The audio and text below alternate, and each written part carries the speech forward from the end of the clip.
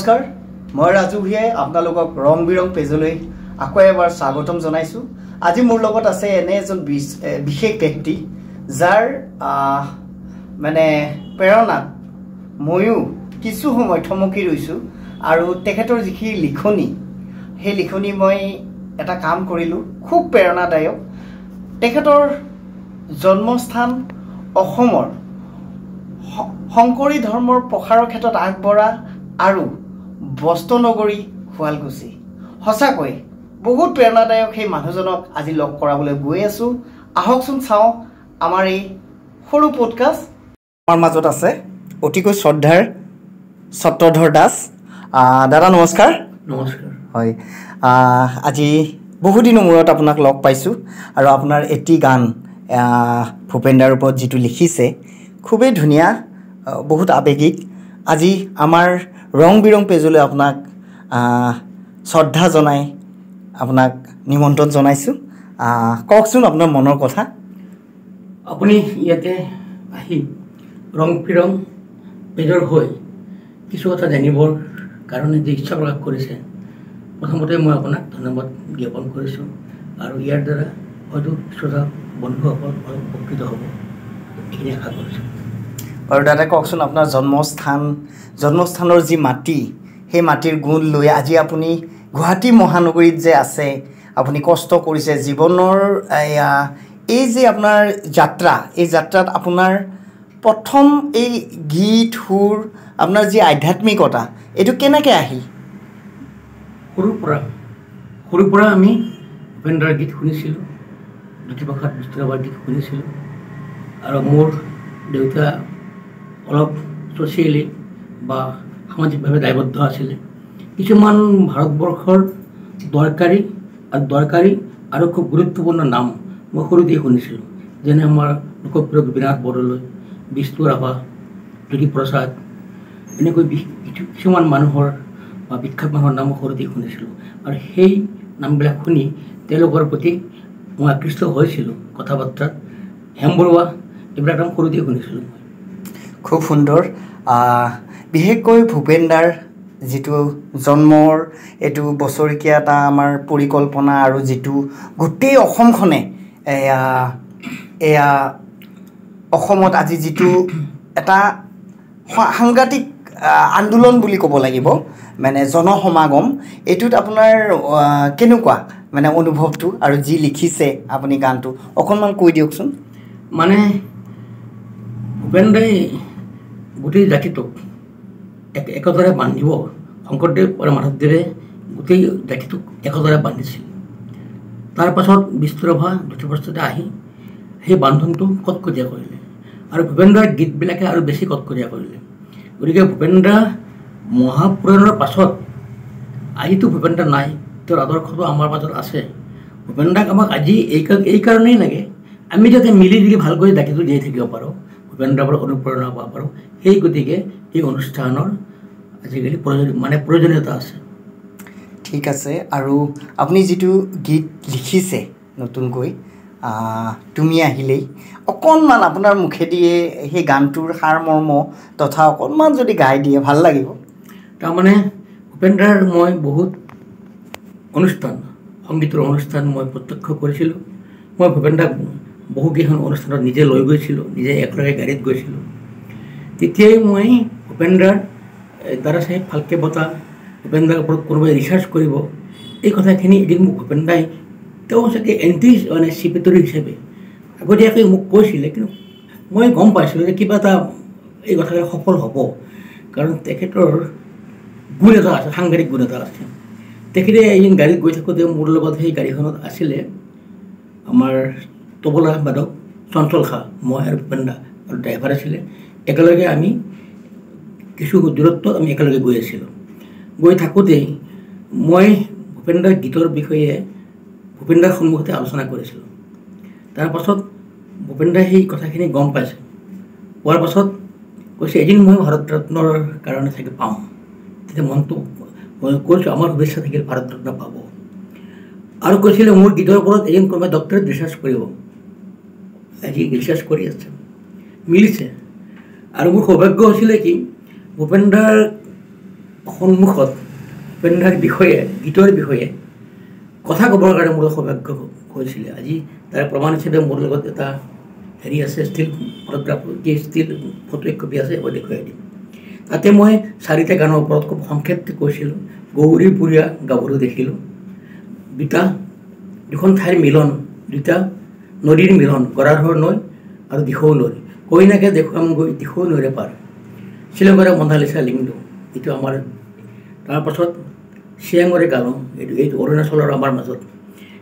গতিকে এনেকৈ বহু গীত, সম্প্ৰীতি গীত ভূপেন্দ্ৰাই লিখিছিল। গতিকে Bhupendra was a symbol of natural integration, I think. তাৰপাছত আপুনি জানিব বিচাৰিছে যে গীতৰ পটভূমি। ভূপেন্দ্ৰাই মই লিখা গীত 3টা গাইছে। এটা গীত অ মোৰ অসমীয়াই, সেইটো ভূপেন্দ্ৰাই ফাংচনতো গাইছিলে। তাৰপাছত সেই গীতটো মই লিখিম বুলি কিন্তু মই বহি পেন লৈ ঘৰত বহি লিখা নাছিলোঁ। মাছখোৱাৰ পৰা শুৱালকুছিলৈ কম্পেক্ট বাছ এখনত, তেতিয়া আগৰ চিট আৰু পাছৰ চিট আছিল, পাছৰ চিটত মানে বহা জেগা নাছিলে, সেই লাষ্ট বাছ আছিলে সেইখন। তেতিয়া মই ওপৰত ধৰি পেলাই এই গীতৰ কথা ভাবিছিলোঁ, অ মোৰ অসমীয়া। ঘৰত গৈ গীতটো লিখিলোঁ। সেইদৰে বিষ্ণুৰাভা তুমি আকৌ আহিবানে গীতটো মই গাড়ীতে ভাবিছিলোঁ।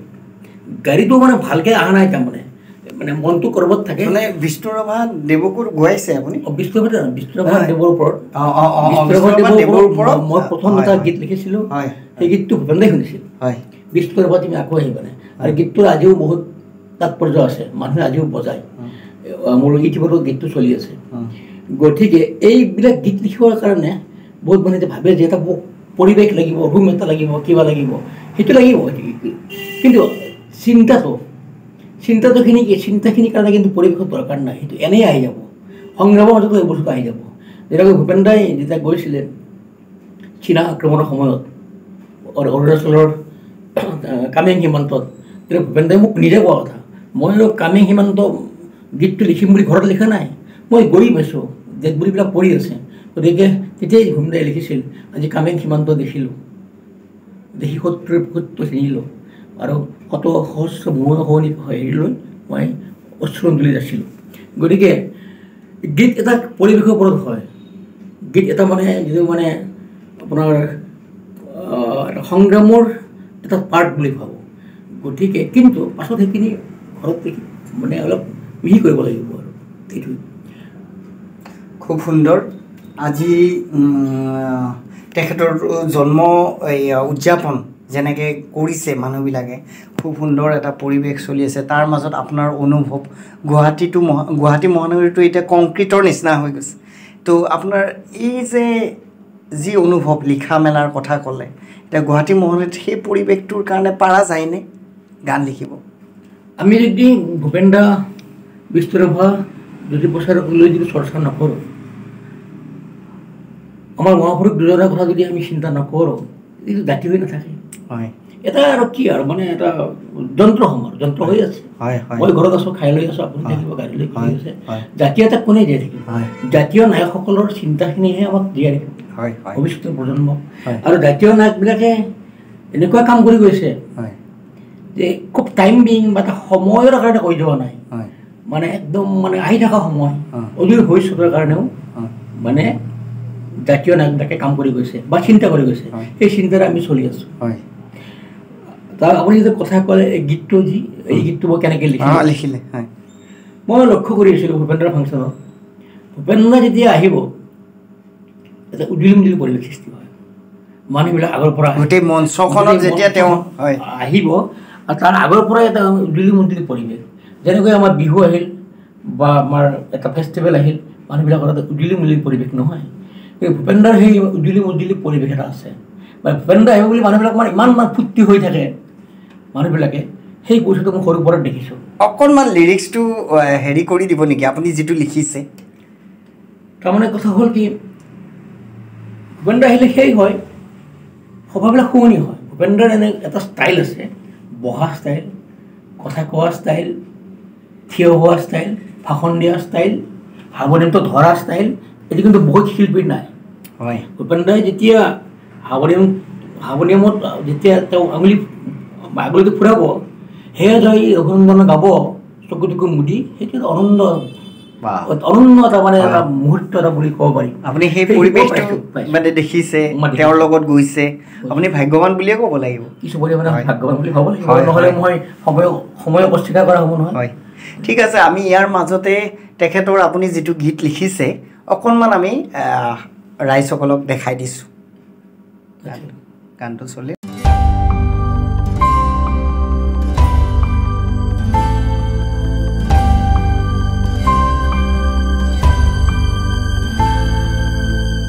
চিৰসুন্দৰৰ আৰাধনাৰ শলিতা গছি উজ্বলাই গণচেতনাৰে সমৃদ্ধ ভাৰতৰত্ন ক্ষুধাকণ্ঠ ভূপেন হাজৰিকাদেৱৰ গীতত প্ৰতিধ্বনিত হৈছে জনতাৰ আৰ্তনাদ জাতীয় জীৱনৰ চিন্তা প্ৰেম বিৰহ অবুজ মনৰ অজানা কথা আৰু বহুতো দিশ জীৱনৰ ৰং বিচাৰি যাযাবৰী হৈও পুৱাবোৰ অতি সুন্দৰকৈ বিশ্বৰ নাগৰিকৰ মাজত বিলাই দিছিল বিশ্ববৰেণ্য এই মহান শিল্পীগৰাকীৰ জন্ম শতবৰ্ষ উপলক্ষে তেখেতলৈ এটি গীতেৰে শ্ৰদ্ধাঞ্জলি নিবেদিছোঁ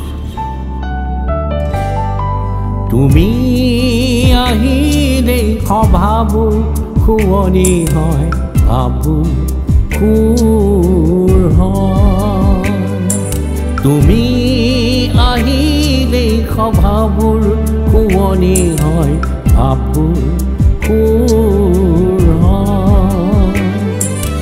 হিলদোল ভাঙি আহে জনতা হিলদোল ভাঙি আহে জনতা বিকশিত হয় সমন্বয় বিকশিত হয় সমন্বয় তুমি আহিলে সভাবোৰ শুৱনি হয় ভাবুৰ সুৰ ক্ষুধাকণ্ঠ ভূপেন হাজৰিকাদেৱৰ মহাপ্ৰয়াণৰ প্ৰায় 1 ঘণ্টাৰ ভিতৰত গীতিকাৰ চত্ৰধৰ দাসে এই গীতটি ৰচনা কৰিছিল আৰু 7ম দিনৰ দিনা গুৱাহাটীৰ কটন কলেজিয়েট স্কুলৰ দ্বাৰা আয়োজিত শোকসভাত মই সুৰ প্ৰদান কৰি পৰিৱেশন কৰিছিলোঁ বহু গুণমুগ্ধৰ উপস্থিতিত ভাগৰুৱা মনবোৰো হয় যে খজি তোমাৰ কথাৰে গানেৰে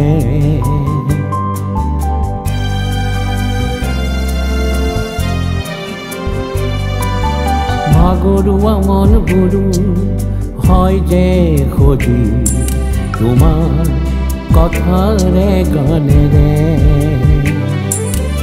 অবুজ মনৰ সেই আবেগবোৰে অবুজ মনৰ সেই আবেগবোৰে আনে যেন কিবা সংশয় আনে যেন কিবা সংশয় তুমি আহিলে সভাবোৰ শুৱনি হয় ভাবুৰ সুৰ হয়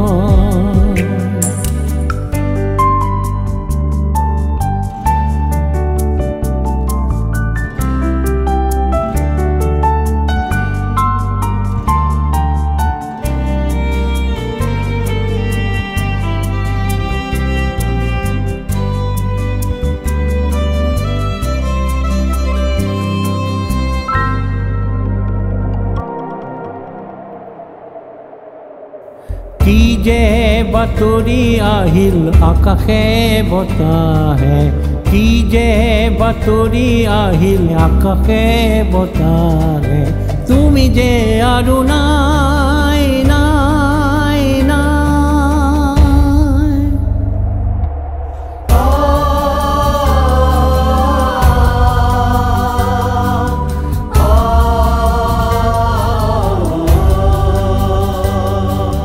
কি যে বাতৰি আহিল আকাশে বতাহে কি যে বাতৰি আহিল আকাশে বতাহে তুমি যে আৰু নাই